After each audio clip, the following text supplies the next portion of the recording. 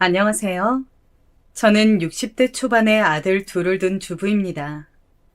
젊었을 적엔 저도 60대라 하면 인생을 다산 꼬부랑 할머니일 줄 알았는데 막상 60을 지나고 보니 50대, 40대일 적 마음과 크게 다른 게 없더군요. 다만 제게 일어나는 모든 일에 있어서 조금 더 너그러워지고 초연해지는 여유가 생겼다는 점이 가장 큰 변화라고 할 수 있겠네요. 하지만 그런 저에게도 감당하기 어려운 고난이 찾아오는 바람에 힘든 시간을 보내야만 했는데요. 이번 유튜브 사연으로 그 이야기를 꺼내보고자 합니다. 부족한 글솜씨니 마음 편안히 들어주셨으면 합니다. 저는 충청도 한 시골에서 남편과 함께 인삼밭 농사를 지어왔습니다. 20대까지만 해도 다른 도시에서 직장을 다니던 저였지만 사촌의 중매를 통해 지금 이곳 마을이 고향이던 남편을 만나 정착하게 되었죠. 뜻하는 대로 흘러가지 않는 게 인생이라 하지만 어릴 적엔 제가 시골에선 농업을 하게 될 거라고 생각 못했습니다. 그건 타고난 농사꾼들만이 할 수 있는 일이라고 여겼으니까요. 그런데 뜻하지 않게 남편을 따라오게 되었고 어느새 저도 그럴듯한 농사꾼이 된 겁니다. 처음엔 안 해본 일이 없던 것 같네요. 고추 농사나 가지 농사도 지어보고 복숭아를 키워서 과수원도 해보고요. 그 무엇 하나 쉬운 일이 없었어요. 남편과 둘이 일궈내기엔 너무나 손이 많이 가는 일에다가 여름만 되면 18시간씩 일해야 하는 그야말로 중노동이었으니까요. 해도 해도 끝이 없는 일에 손끝 하나하나가 갈라져 감각을 잃어가도 저는 아내이자 엄마로서 살아내야 하기에 하루하루에 최선을 다하며 일했죠. 남편은 저에게 항상 고맙다고 했지만 남편 또한 참으로 정직하고 성실한 사람이라 잠 한 번 편히 못 자고 몸이 부서질 듯 일해왔으니 저에게도 참 고마운 사람이죠. 그렇게 40년이 지나고 보니 어느새 빚을 갚고 새 집을 짓고 자식들 물려줄 재산 정도 모았네요. 그 모두가 알뜰히 써가며 구슬땀 흘려 모은 결과이기에 저에게는 지난 세월이 마치 훈장처럼 느껴집니다. 적어도 남부끄럽지 않게 해줄 수 있는 부모가 되었다는 생각에 뿌듯하기도 했고요. 그래서인지 제 삶의 마지막 숙제가 있다면 두 아들이 각자의 자리에서 성공하여 잘 먹고 잘 사는 모습을 보는 게 아닐까 싶어요. 자식 가진 부모라면 다 똑같겠다만 저에게도 두 아들은 제 목숨과도 같은 존재예요. 이 아이들을 보며 살았고 살아있고 살아가려고 하거든요. 가난한 시골에서 태어나 그 흔한 장난감 한번 사준 적 없지만 말썽 피지 않고 자란 애들이에요. 제가 못 배운 터라 제대로 된 교육도 못했지만 타고난 성향이 그런 건지 참으로 순하게 커주었죠. 그게 저의 자랑거리이기도 했고요. 둘은 5살 터울이었는데 첫째는 살가우면서도 말을 잘 듣는 순종적인 아이였어요. 둘째는 말수는 적어도 우직하고 믿을 수 있는 든든함이 있었고요. 이렇듯 너무나 소중한 남편과 아이들이 있었기에 금전적으로는 부족해도 언제나 화목한 가정을 유지할 수 있지 않았나 싶네요. 그 후 평생 꼬마아이처럼 엄마를 찾을 것 같던 두 아들은 어느새 학교를 가고 성인이 되고 결혼을 해 가정을 이뤄냈습니다. 그간의 시간들이 어떻게 흘러갔는지 모르겠어요.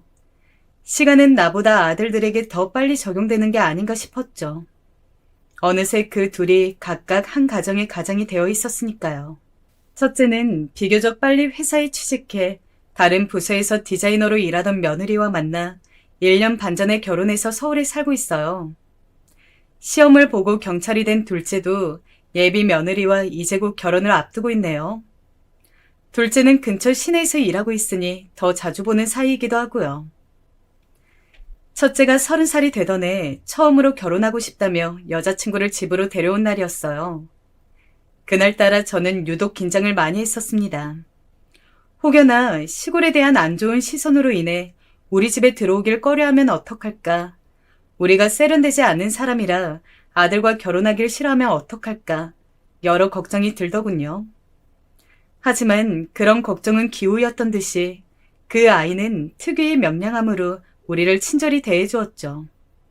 이런 마을을 처음 와봤지만 도시와 다르게 자연의 따뜻하고 온화한 분위기가 마음에 든다면서요. 나중에 나이 들면 그런 시골 마을에서 사는 것도 너무 좋겠어요. 원래 그런 로망 하나쯤 가지고 있잖아요. 어머님, 아버님 댁 옆에서 살아도 좋을 것 같고요. 그치, 지훈 씨? 적당히 강단도 있고 고집도 있어 보이는 게 첫째와 잘 어울리는 아내감이라고 생각했죠. 첫째는 다 좋지만 약간은 무능감이 있어서 줏대를 잡아줄 사람이 필요할 것 같았거든요. 그 만남 후로 첫째 아들의 결혼은 일사천리로 진행되었어요. 그동안 모아둔 돈으로 집을 마련해 주려고 했지만 첫째가 거절하더라고요. 자신이 모아둔 돈도 있고 첫 집은 대출을 받아서 전세로 가려고 했다면서요. 그래도 자식이 결혼하는데 부모가 되어서 손 놓고 있을 순 없으니 반 정도는 보태주었습니다.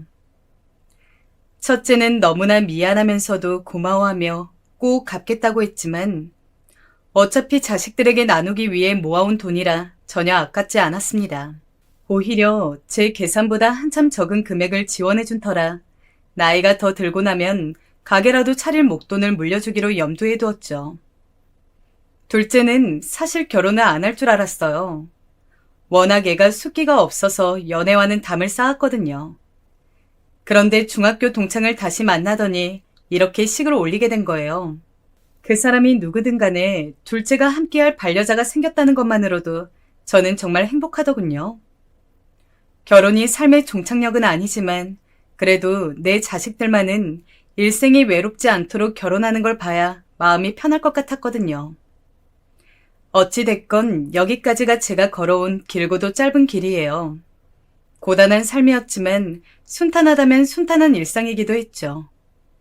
하지만 문제는 예상치 못한 시기에 갑자기 저를 덮쳐왔어요. 첫째가 결혼한 뒤 1년 반이 지나고 둘째가 결혼을 반년 정도 앞둔 때였습니다. 별로 좋은 이야기는 아니지만 상황을 위해 먼저 설명하자면 남편이 나무를 하다가 낮은 절벽에서 떨어진 바람에 다리가 부러졌는데 그 뒤로 거동이 불편해졌거든요. 가뜩이나 나이를 먹을수록 농사일이 버거워져서 줄이려던 참이니 남편도 휴식을 취할 겸 여름부터 겨울까지 반년 정도만 아예 쉬기로 했습니다. 몇 년 동안은 계속 살펴야 하는 인삼밭을 제외하고요. 막상 쉬려고 하니 또 좀이 쑤셔서 싫더군요. 매일 아침 등산을 가고 강아지를 데리고서 산책도 다니는 등 틈틈이 많이 움직이면서 운동을 하려 했어요. 사람 몸은 너무나 잠깐 사이에 굳어버리니 최대한 건강을 유지하려고 하면서요. 쉬면서 그동안 못 갔던 교회도 가고 책도 읽고 동네 이웃들과 어울려 지냈네요. 그런데 삶의 여유가 생기니 우리 엄마가 보고 싶더라고요. 엄마는 요양원에서 지내고 계셨습니다. 저희 집은 5남매였지만 엄마가 치매를 앓게 된 탓에 돌봐줄 만한 사람이 없었거든요. 저라도 나서서 모실까 했지만 전 일을 시작하면 왼종일 밖에 있어야 하고 그럴 바엔 차라리 형제들이 모여있는 서울에 계시는 게 좋지 않을까 싶었습니다. 돌아가면서 엄마를 찾아뵈면 될 테니까요. 다만 제가 살고 있는 곳이 요양원으로부터 너무 멀어서 자주 찾아뵙질 못했어요. 그게 항상 마음의 짐으로 남아있었네요. 항상 1년에 한 번 겨울에만 찾아뵈었는데 이렇게 쉬게 된 참에 한 달에 한 번씩은 찾아뵙기로 한 거예요. 남편이 함께 갈 수 없으니 그때부터 혼자 기차를 타고 서울로 오가며 엄마를 만나고 왔습니다. 그리운 엄마는 자주 못 만난 사이 많이 수척해 있었고 예전보다 더 어린아이가 되어 있었어요. 제 얼굴도 잘 못 알아봤지만 다행히 이따금씩 정신이 들어 제 이름을 몇 번씩이나 부르곤 하셨네요. 희미한 목소리지만 그 한 글자 한 글자가 얼마나 감격스러웠던지. 저도 이젠 할머니가 되었지만 엄마 앞에선 여전히 사랑을 바라는 어린 딸이 되더라고요. 그렇지만 자식을 위해서 평생을 헌신하며 살아온 분인데 이렇게 혼자서 침대에 누워있는 모습을 보니 죄송스러운 마음이 더 컸네요. 그렇게 한 달에 한 번씩 의례적으로 찾아뵌 지 3달이 지났을 때쯤이었습니다. 남편은 최대한 움직임을 삼가했기에 집에만 머무르다 보니 자동적으로 제가 남은 일거리를 도맡게 되었죠. 어차피 여름에 심은 게 없어서 큰 일손이 필요한 건 없었지만 이전에 읽어둔 것들을 처리해야만 했어요. 가을이 되니 생각보다 거둘 게 많아서 몇 주간은 꽤나 바삐 움직여야 했습니다. 그런데 그 와중에 엄마 요양원에 갈 날짜가 다가온 겁니다. 바쁜 시기니 일정을 미루려고 했지만 이내 포기했습니다. 안 그래도 지난번에 다녀올 때 하늘이 뚫린 듯 비가 오던 터라 약속을 미뤘거든요. 그랬더니 요양원 쪽에서 급히 연락이 와서는 엄마가 울고불고 난리를 친다는 겁니다. 막내딸이 오늘 오기로 약속했는데 오지 않았다면서 찾아달라고 그런 거라고 하더라고요. 그 이야기를 듣는 순간 말문이 막히고 어찌나 죄스럽던지 전화를 끊고서 허겁지겁 둘째에게 데려다 달라고 부탁해 곧바로 서울로 향했습니다. 저에겐 수많은 일정 중 하나지만 그게 엄마에게 얼마나 소중한 약속이었을지 생각을 못했던 거예요. 그날 요양원 도착하자마자 엄마를 꼭 껴안아줬던 기억이 선명하네요. 그래서 이번에도 약속을 변경하지 않고 다녀오기로 한 겁니다. 하지만 하필이면 그날 새벽부터 할 일이 많아서 오전 기차를 놓쳐버리게 되었어요. 할 수 없이 오후 차를 타고서 서울로 향했습니다. 부끄럽지만 일을 하고 바로 출발한 터라 꼴이 말이 아니긴 했어요. 제대로 씻지도 못하고 옷만 대충 갈아입은 채요. 올라가는 기차 안에서 급한 대로 정돈하긴 했지만 평소 때와는 차이가 있었을 거예요. 올라가자마자 엄마를 만나고서 이런저런 이야기를 나누다 보니 어느새 늦은 저녁이 되었더라고요. 뒤늦게 집으로 올라가려니 오전에 무리해서인지 몸은 이미 녹초가 됐고 밤은 깊어져서 난감하더군요. 염치 없지만 어쩔 수 없이 첫째에게 연락을 하게 됐습니다. 이전에도 외할머니 요양원 가게 되면 본인 집이 근처니 와서 자고 가라고 몇 번 말했었거든요. 하룻밤만 신세지자는 생각으로 연락해 보았더니 고맙게도 바로 오더라고요. 첫째 집은 예전에 첫 이사했을 때 잠시 들린 것 말고는 처음이었습니다. 첫째 며느리와는 자주 보진 못했어도 때 되면 가끔씩 전화통화를 하거나 문자를 주고받곤 했었거든요. 흔히 말하는 딸 같은 며느리와 친엄마 같은 시어머니 관계는 아니어도 속정이 있는 사이라고 생각했죠. 그래서 제가 하룻밤 묵는 걸 가볍게 생각했던 것 같네요. 이게 저의 실수라면 실수였던 것 같습니다. 첫째 집에 도착하고 나니 며느리가 반갑게 맞이하더라고요. 어머니, 지은 씨한테 이야기 들었는데 너무 잘 오셨어요. 집을 깔끔히 못 치워서 죄송하지만 어머닌 집이라 생각하고 푹 쉬다 가세요. 고마워라. 이렇게 갑자기 오게 돼서 다은이 너한테 너무 미안하네. 신세지고 싶진 않았는데. 아유, 그런 말씀을요. 오히려 잘 됐어요. 밤늦게 돌아가시면 위험하셨을 테고 이렇게 된 거 아들 집도 구경하시면 좋잖아요. 빈말이라도 먼저 나서서 반겨주고 챙겨주는 며느리가 너무나 고맙더군요. 저는 샤워를 마치고서 아들 부부와 함께 이런저런 이야기를 나누었습니다. 저는 그동안 제가 남편과 둘이 지내며 있었던 소소하고도 소박한 하루 일과들, 지난 여름 동안 마을에서 일어난 수많은 자연 변화와 여러 볼거리들에 대해서 말해주었죠. 괜스레 걱정할까봐 요양원을 오가며 엄마와 있던 일에 대해선 이야기하지 않았지만요. 아들 쪽 이야기도 들어보니 그 부부도 열심히 살고 있던 것 같더라고요. 둘은 같은 회사를 다니고 있는데 회사 상황이 점점 안 좋아져서 부업으로 할 만한 다양한 일을 알아보고 있다고 했어요.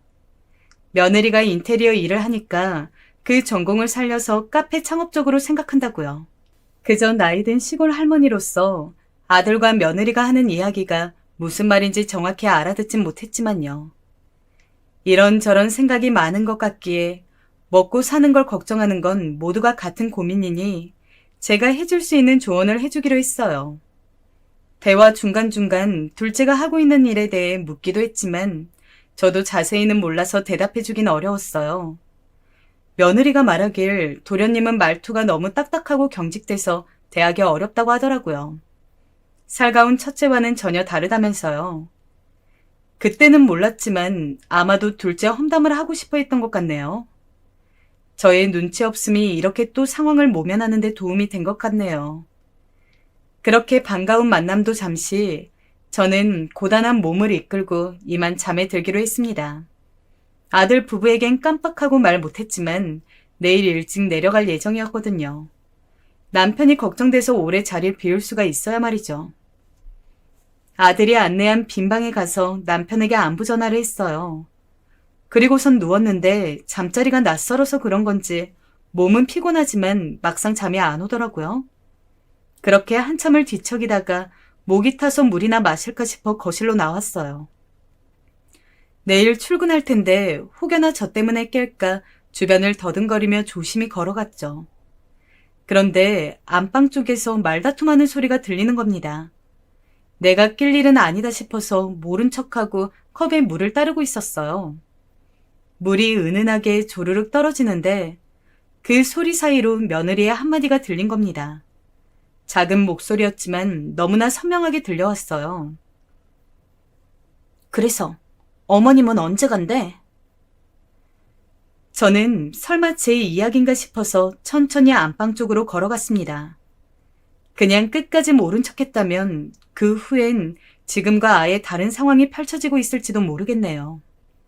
하지만 그때 당시 저는 혹시 제가 민폐되는 일을 한 걸까봐 겁이 났어요. 그래서 꼭 그 이야기를 듣고 싶었던 것 같아요. 제가 안방 틈 사이로 들었던 대화는 정말로 아들 부부가 한 말이 맞는지 또 다른 사람이 있는 건 아닌지 의심될 정도로 상상 못한 이야기였습니다. 차마 다시 떠올리는 것조차 두려운 일이지만 두 사람의 대화는 분명 이런 내용이었어요. 그래서 어머니는 언제 간대? 모르겠어. 아마도 오래 계시진 않을 거야. 지금 시골에 일도 많으니. 아니, 그래서 그게 정확히 언제냐고. 지금도 어머니한테 호레비 냄새나 죽겠어. 그 수태지 같은 호레비 냄새 말이야. 마주보고 있는데 내 머리가 다 아플 지경이라고. 나 냄새에 예민한 거 몰라? 도대체 나더러 언제까지 버티라는 거야? 미안해. 네가 그렇게 민감하게 생각하는 줄 몰랐어. 오늘은 아마도 일하고 오셔서 그런 걸 거야. 내일 하루만 더 참으면 되는데 괜찮을까? 엄마는 분명 내일 오전쯤에 나가실 거야. 당신이 그랬지? 어머니 요양원으로 병문안 다니신다고? 알고 보면 본인이 다녀야 하는 거 아니야? 저렇게 굼뜨고 냄새나는 노인네는 그냥 요양원에 있는 게 도와주는 거라고. 귀찮게 비위 맞춰주는 것도 한두 번이지. 다투는 소리가 잦아들었지만 저는 그 자리에서 한 발자국도 움직일 수 없었어요. 그 순간만큼은 차라리 꿈이길 바랐습니다. 잘못 들은 거길 바랐어요. 그토록 믿고 의지했던 첫째 아들 부부에게 배신당하고 모욕을 받은 게 너무 수치스러워서요. 나를 저렇게 쓸모없는 노인네로 생각하면서 앞에선 존경하는 어른인 척, 사랑하는 가족인 척 굴었다는 게 정말이지 너무나 끔찍했습니다. 저는 숨죽인 채 다시 방으로 돌아갔습니다. 그 긴 밤 내내 소리가 새어나가지 않게 웅크리고서 눈물을 흘릴 수밖에 없었어요. 그동안 아들만을 바라보며 그 힘든 순간들을 견디고 버텨온 내 신세가 딱하고 안타까워서 울음이 멈춰지질 않더라고요. 내가 훈장으로 여기던 것들이 다 허사였다는 걸 알게 되니 모든 게 무의미해지는 것 같았죠. 그런 와중에 더욱 신경 쓰였던 건 며느리가 말했던 것처럼 엄마가 처음 요양원에 갔을 때도 자식들이 당신을 그렇게 생각해서 보낸 거라고 생각할까봐 겁이 나더군요. 혹시나 그렇게 오해했을까봐, 만약 그랬다면 이제 와서 그 오해를 풀 수 있을까 하는 생각들로 머리가 너무나 복잡했습니다. 아직도 그날의 절망을 생각하면 지금도 숨이 턱 막히는 기분이에요. 어떻게 흘러간 건지 모를 긴 밤이 지났어요. 거의 뜬 눈으로 지새운 저는 새벽부터 집으로 돌아갈 채비를 하고 있었습니다. 움직이는 소리를 듣고서 아들이 방을 찾아왔더군요. 뭐야, 엄마? 왜 이렇게 일찍 일어났어? 벌써 가려고? 저를 보며 평소처럼 말을 거는데 도저히 얼굴을 쳐다보지 못하겠더라고요. 울음이 터져 나오려는 걸 억지로 참고서 아무 말 없이 그렇게 집을 나섰습니다. 아들이 붙잡는 걸 뿌려치면서요. 엄마, 왜 그래? 무슨 일 있어? 왜 아무 말도 없냐고. 알았어. 그럼 데려다 줄게. 밥만 먹고 가. 그렇게 저는 기차를 타고 집으로 향했습니다. 돌아가는 길에서도 주책 없이 연신 눈물이 나오는 걸 참느라 혼났네요. 집에 도착하자마자 저는 욕실에 들어가 제 몸을 닦기 시작했습니다. 살이 부르트도록 닦고 또 닦아도 그 냄새라는 게 지워지지 않는 것 같았어요. 그럼 그건 아마도 제 몸에 밴 삶의 냄새가 아니었을까요? 그게 싫었다는 건 그냥 나라는 인간 자체를 증오했던 거란 걸 깨달은 거예요. 그렇게 욕실에서 하염없이 몸을 닦아내는 동안 남편이 다가와 무슨 일 있냐고 물었지만 아무 말도 할 수 없었고요. 그 뒤로 제 상태를 걱정한 남편이 이따금씩 첫째 아들과 통화하는 소리가 들렸지만 그래도 방 안에 틀어박힌 저는 여전히 자리에서 일어날 수가 없었습니다. 그렇게 하루 이틀이 지나고 나서야 배가 고프고 그만 일어나고 싶다는 생각들이 들더라고요. 남편의 도움으로 몸을 일으킨 저는 전과 같은 기력을 되찾기 위해 조금씩 움직이는 노력을 했어요. 그러자 며칠간 아무것도 말하지 않고 옆을 지키던 남편이 조심스럽게 묻더라고요. 서울 가서 무슨 일이 있었냐고요. 더 이상 비밀로 할 수 없을 것 같아서 솔직하게 전부 이야기했습니다. 제가 말하고 듣고 느낀 전부를요. 묵묵히 듣고 있던 남편은 이야기가 끝마치자마자 참았던 눈물을 흘리더라고요. 그리고선 제가 혼자 감당했어야 할 그 고통들에 대해서 안쓰러워하며 자식을 잘못 키웠다고 모두 자기 죄라고 말했어요. 죄라는 말이 너무나 마음 아파서 저는 남편을 안았고 우리 부부는 서로를 부둥켜 안고서 소리 죽여 울었습니다. 우리는 그저 한평생 우리 자리에서 최선을 다해 일해온 것뿐인데 대체 무슨 죄를 지었기에 이런 고통을 받아야 하는 걸까요? 억울하고 분해서 참을 수가 없었어요. 그 뒤로 저와 남편은 깊은 우울함을 느낀 탓에 집안에서만 머무르며 조용히 생활했습니다. 저희 집에서 가까이 살던 둘째가 이런 변화를 자각하고선 때마다 찾아오기 시작했죠. 우리가 걱정돼서 온 거였지만 좀처럼 입을 열지 않으니 답답해하는 것 같았어요. 그렇지만 곁에서 잠잠고 기다리며 우리를 열심히 보필해 주었네요. 그때 정말로 둘째에게 큰 고마움을 느끼고 있었어요. 평생 느껴보지 못한 고난의 순간이 우리 부부에게 한꺼번에 찾아와 낙담하고 있었을 때 기꺼이 우리의 손발이 되어준 둘째가 있었기에 조금씩 힘을 낼 수 있었던 것 같아요. 절망 속에서 발견한 희망처럼 말이에요. 그로부터 2주 후 저의 생일이 다가왔습니다. 생일을 챙길 기력이 없어서 이번엔 따로 모이지 않고 개별로 알아서 잘 보내라고 일렀네요. 그런데 눈치 없고 맑기 어두운 사람이 제가 걱정됐던 건지 아니면 둘째에게서 다른 소식을 들은 건지 모르겠지만 첫째 부부가 집까지 찾아왔습니다. 양손에 과일과 떡을 잔뜩 사들고선 왔더라고요. 여느 때처럼 반갑게 웃으며 저에게 달려오는데 저도 모르게 뒷걸음질 치고 말았어요. 그 순간 모든 게 정막으로 바뀌었습니다. 저의 반응을 보고서 놀라 멈춘 거지만요. 이에 며느리는 다분히 놀란 듯 보였습니다. 왜 그러세요, 어머니? 무슨 일이 있으신 거예요? 아니다. 잠시 놀라서 그래. 다은이 너도 먼 곳까지 오는데 고생 많았을 텐데 어서 들어와라. 그렇게 예상치 못하게 저의 생일 축하상이 준비되었습니다. 아직은 첫째네 부부를 제대로 마주할 용기가 없었지만 너무 순식간에 진행된 일이라 어쩔 수 없었죠. 둘째까지 오고서야 가족들 전부가 모였고 오랜만에 만난 어색함을 지우기 위해서 아이들은 분위기를 띄우기 위해 노력했습니다. 저도 있는 힘 없는 힘을 짜내서 애써 웃어 보였고요. 그때까지 남편은 첫째 아들 쪽을 아예 쳐다보지 않았죠. 크게 화를 내려는 걸 제가 옆에서 계속 말려서 멈출 수 있었어요. 오늘 같은 날은 우선 넘기자고요. 그런데 문제는 다 함께 저녁을 먹고서 과일을 먹는 때에 발생했습니다. 과일을 하나 집어서 먹으려는데 갑자기 첫째 며느리가 짠하는 효과음을 내더니 선물 상자를 내밀더군요. 생신 축하드린다면서 가장 해맑은 얼굴로 선물을 준 거였어요. 저는 이번에도 애써 미소 띤 얼굴로 선물을 받아들었습니다. 그리고 조심스럽게 풀어본 그 순간 저는 또다시 얼어붙고 말았어요. 며느리가 준비한 선물은 향수였습니다. 제가 향수를 보며 아무 말도 못하고 있는데 며느리가 옆에서 신이나 설명을 이어가더라고요. 어머니, 제가 어머니를 위해서 고르고 고른 향수예요. 엄청 인기 좋은 제품이거든요, 이거. 힘들게 일하시고 나서 이 향수를 가볍게 한번 뿌리고 나면 새 옷 입은 것처럼 산뜻하게 바뀔 거예요.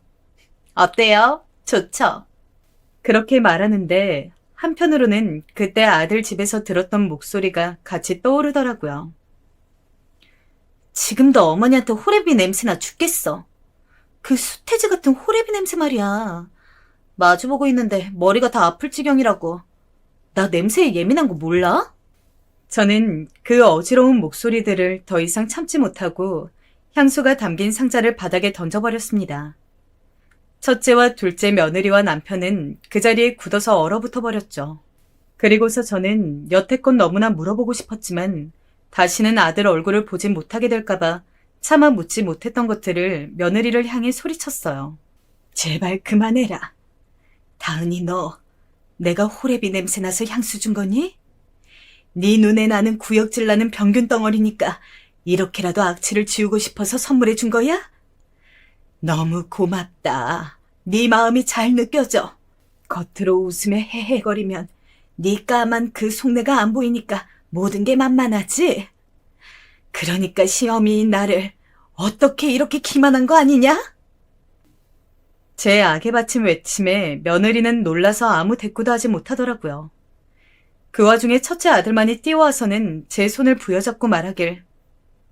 엄마, 왜 이래 갑자기? 그게 다 무슨 말이야? 엄마가 왜 병균 덩어리냐고. 그러니까 내가 왜 너한테 그런 존재가 돼야 돼? 지훈아, 너희를 위해 평생을 살았는데 엄마한테 돌아온 게 고작 그런 취급이야? 네가 어떻게 나한테 그래? 엄마 다 들었어. 너희 집에 간 날 밤에 너랑 다은이가 이야기하는 거 다 들었다고.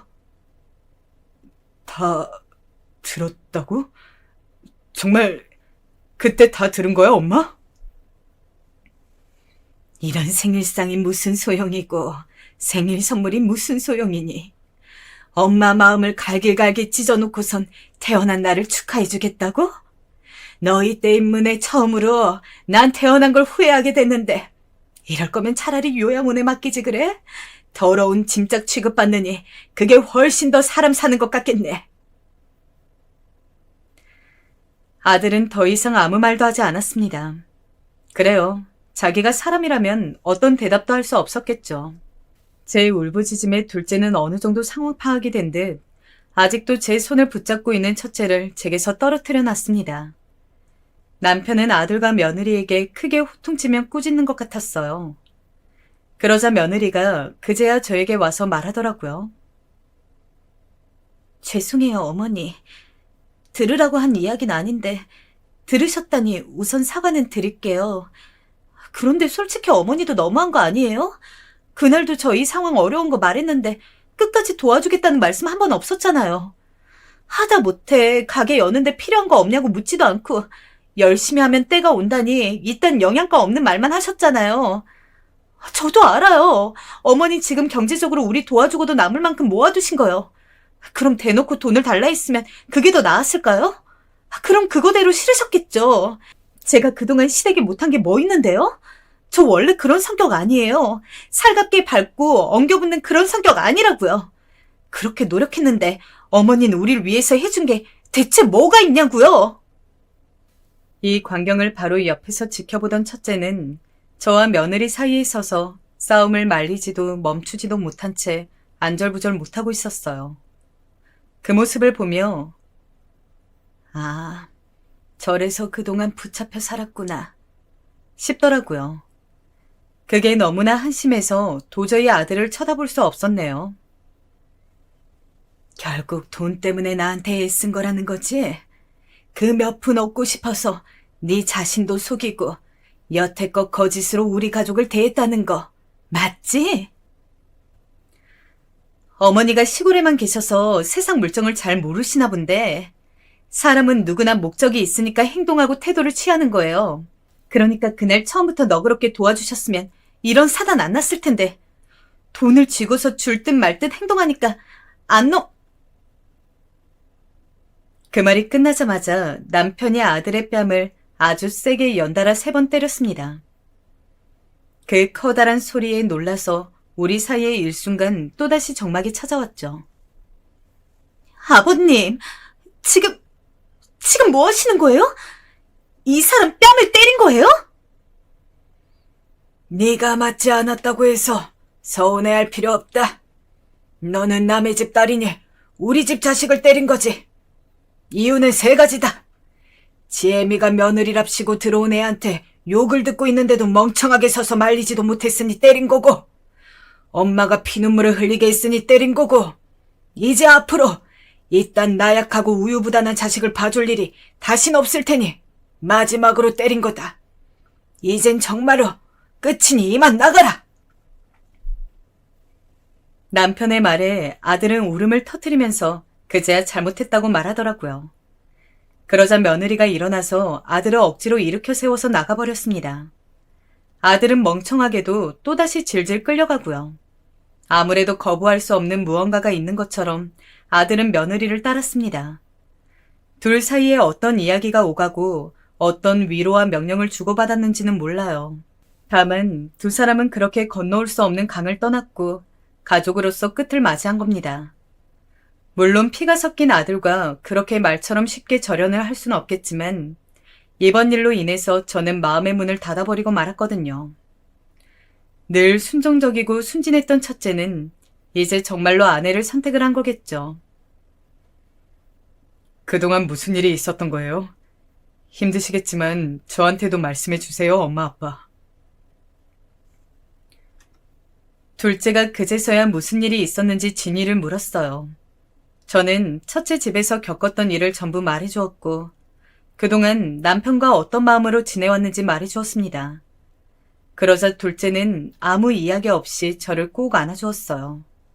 고생했다, 미안했다 이런 말 하나 없이요. 그런데 어쩐지 그게 더 위안이 되는 기분이었습니다. 말로 상처를 받은 마음에 따스한 포옹으로 위로를 건네는 느낌이어서요. 첫째와 며느리가 바랐던 게 결국 저와 남편이 모아온 돈이었다는 걸 깨달은 저는 허탈함을 감출 수 없었습니다. 제가 첫째에게 결혼 자금을 보내면서 했던 말이 있었어요. 지금 이렇게 보태주긴 하지만 네가 원하면 이것보다 더 내어줄 수도 있어. 엄마 아빠는 언제나 너를 응원하고 너의 편으로 존재할 테니 도움이 필요하면 말해줘. 그런데 아들은 이 말을 며느리에게 고지곳대로 전했을 테고 둘은 그렇게 우리 재산이 탐이나 제 성격에도 맞지 않는 다정한 척을 해온 거겠죠. 자식을 위해 모아온 돈인데 오히려 그 돈 때문에 자식을 버리게 되는 날이 올 줄은 꿈에도 몰랐던 일이네요. 저는 더 이상 또 다른 분쟁이 일어나지 않도록 어서 재산을 처분해야겠다는 생각만 들었습니다. 그래서 저와 남편은 앞으로 노후 자금으로 쓸 돈만을 남겨두고 나머지 돈을 한 통장 안에 모아두기로 했죠. 하나 둘씩 땅을 처리하다 보니 돈을 벌어야겠다는 일념하에 참 많은 곳에 손을 댔다는 걸 깨달았습니다. 이 밭들도 내 일터이자 집 같은 곳이었으니 막상 팔면서 섭섭함을 느끼기도 했고요. 그렇게 모아보니 통장 안에는 어느새 3억가량의 돈이 모였습니다. 우리 부부가 앞으로 먹고 살 돈을 제외했으니 제 기준으로서 이 정도면 꽤나 많이 모아뒀다고 생각되더라고요. 그 모아둔 돈에서 조금 떼어 엄마 요양원 병원 침실도 바꿔드렸네요. 집으로 데려올 수는 없지만 그렇게라도 조금 더 편히 모시고 싶은 마음이었습니다. 남은 빚은 앞으로 살면서 더 자주 찾아뵙는 걸로 갚아 나가야겠죠. 제가 엄마를 버렸다고 생각 들지 않게 사랑하는 마음을 담아서 가려고 합니다. 그러고 나서 얼마 후 남편이 첫째 부부와 둘째 예비 며느리를 집으로 불렀습니다. 첫째 내외와 그 일이 있은 지 정확히 3달 만의 일이었어요. 다가온 새해 명절을 명분으로 부르긴 했지만 저는 이게 아마도 우리의 마지막 가족 모임이지 않을까 싶은 마음이었습니다. 생각보다 초대를 흔쾌히 받아들이고서 찾아온 첫째네는 이전과 크게 달라진 게 없어 보였습니다. 다만 아들의 얼굴에 걱정과 심려가 가득한지 낯빛이 어두워 보였지만 본인이 초래한 일이니 감당해내라는 마음에 모른 척했네요. 그와 다르게 첫째 며느리는 낯짝이 두꺼운 건지 뭔지 그 익숙한 웃는 얼굴로 인사를 건네더라고요. 안녕하세요, 어머니. 오랜만이에요. 그동안 잘 지내셨죠? 그래, 덕분에 별 문제 없이 잘 지냈다. 다행이네요. 아, 궁금하실 텐데 저희도 회사 다니면서 열심히 살고 있었어요. 카페는 조만간 어떻게든 차리려고 준비 중이고요. 나중에 개업하면 한번 놀러 오세요. 첫째 며느리를 다시금 마주하는 건 구역질이 날 만큼 어려운 일이었지만 다행히 대화가 길지 않은 터라 참을 수 있었어요. 그 다음 둘째네까지 모였을 때 남편은 어렵사리 입을 열었습니다. 자, 그간 우리 가족의 불화가 어디서부터 시작됐냐고 하면 나와 너희 엄마는 바로 이 재산 때문이라고 생각했다. 우리를 구해줄 이 돈이 오히려 우리를 해하고 멀어지게 할 줄은 꿈에도 몰랐어. 우린 그냥 잘 먹고 잘 살고 싶었던 것뿐인데 말이지. 그래서 너희 엄마와 상의한 끝에 마지막 결정을 하기로 했다. 재산을 전부 처분하고 자식들에게 양도하는 일이지. 그리고 우리는 둘째에게 모든 재산을 넘기기로 했다. 자, 통장 가져가라. 이 말을 들은 첫째가 벌떡 일어나 통장을 빼앗아서 금액을 확인하더라고요. 뭐? 3억? 3억을 모았다고요? 그래서 지금 이 거금을 지석이한테만 다 주겠다는 거예요? 말도 안 돼. 이건 아니잖아요. 나도 엄마 아빠 아들인데 이제 와서 연을 아예 끊기라도 하겠다는 거냐고요. 맞았어. 연을 끊겠다는 이야기야. 네가 그토록 바랐던 돈인 거 알아. 그럼 경솔하게 굴지 말았어야지. 부모를 엿보이고서 재산을 물려받을 수 있을 거라 생각했니? 얼굴에 침을 뱉는 자식한테 돈을 내어줄 만큼 우리는 그렇게 무지한 사람들 아니야. 그걸 지금이라도 너희가 깨닫길 바라. 흥분한 아들을 붙잡고서 이렇게 얘기했는데 며느리가 갑자기 무릎을 꿇고서 흐느끼기 시작하더라고요. 처음엔 얘가 왜 이러나 당황했지만 일으켜 세워주거나 말리진 않았습니다. 이젠 대체 무슨 이야기라는지 궁금하기도 해서요. 역시나 며느리는 궤변을 늘어놓기 시작했습니다.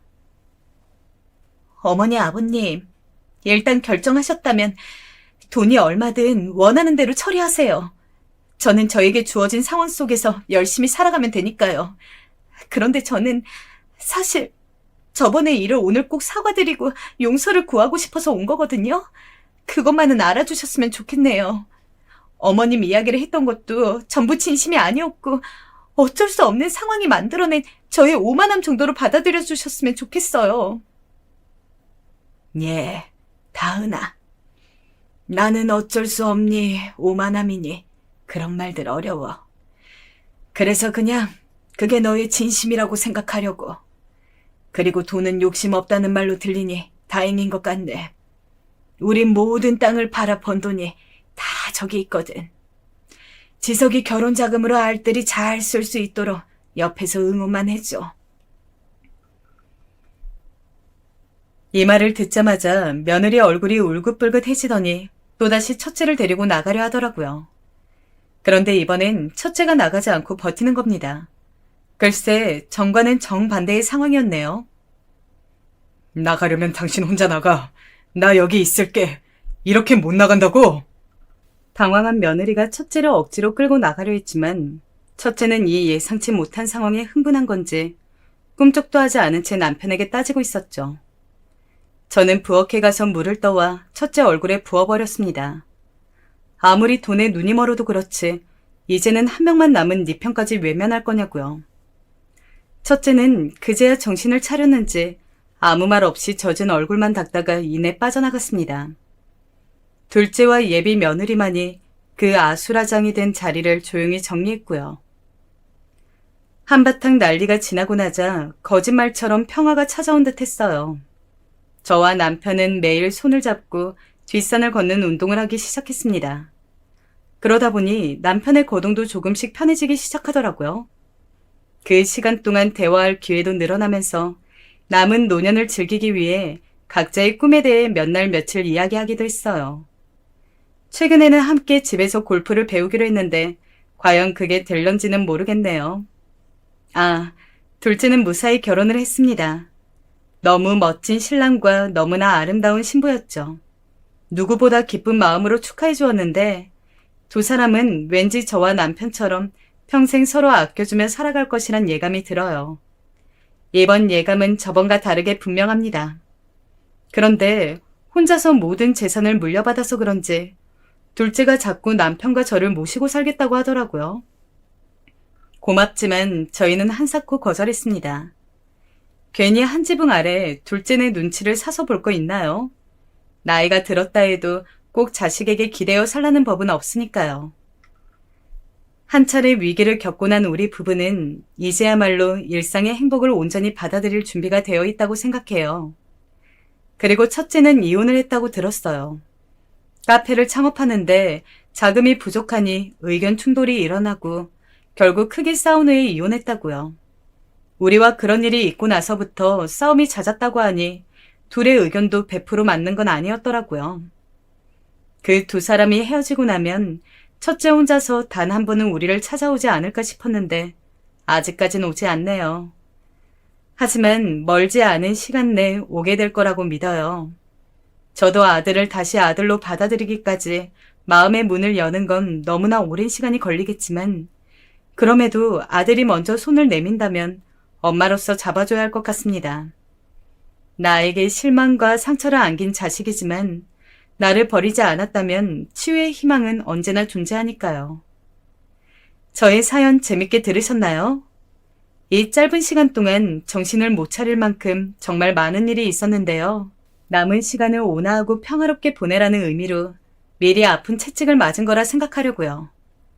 앞으로는 아내나 엄마로서보다는 온전히 저의 삶을 살기 위해 또다시 남은 날들을 열심히 살아내고 싶어요. 긴 글 읽어주셔서 감사합니다. 여러분의 삶도 그 어느 때보다 평화로운 날들이길 바라며